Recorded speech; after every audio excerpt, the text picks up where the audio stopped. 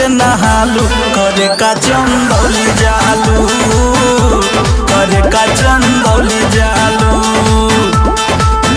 रोज चकिया चहनिया भेटालू करे का चंदौली जालू करे का चंदौली जालू।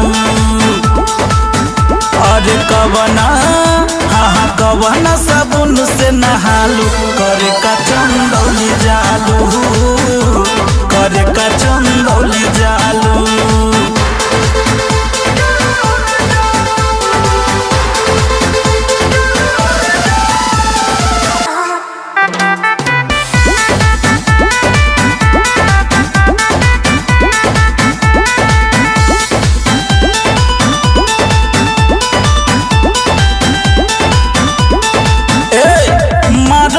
सभे मोहर की चर्चा तोहर एगोरी कमालपुर में होते तू भोरे भोरे जालू आया के केला खालू एगोरी थानापुर में।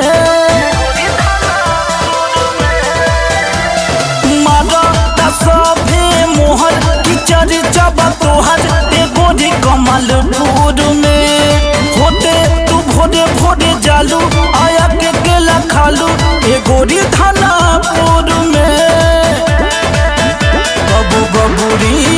कबू बबुनी अधीना देखालू करे का चंदौली जालू करे का चंदौली जालू।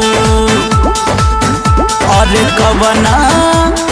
कवना साबुन से नहालू करे का चंदौली जालू करे का चंदौली जालू।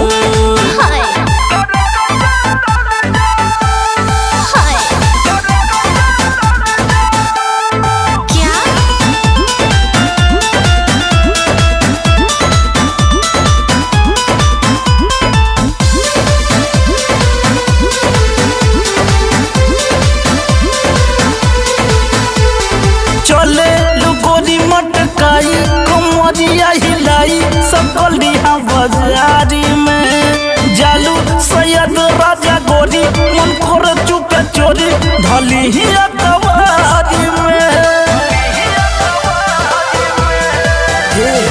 चले लुगोरी मटकाई कमरिया हिलाई सकलिया बाजारी में जालू सैयद राजा गोरी मन कर चुके चोरी धली ही अकबारी में। नहीं रोशन नहीं धीरज मनीष से लजालू करे का चंदौली जालू करे का चंदौली।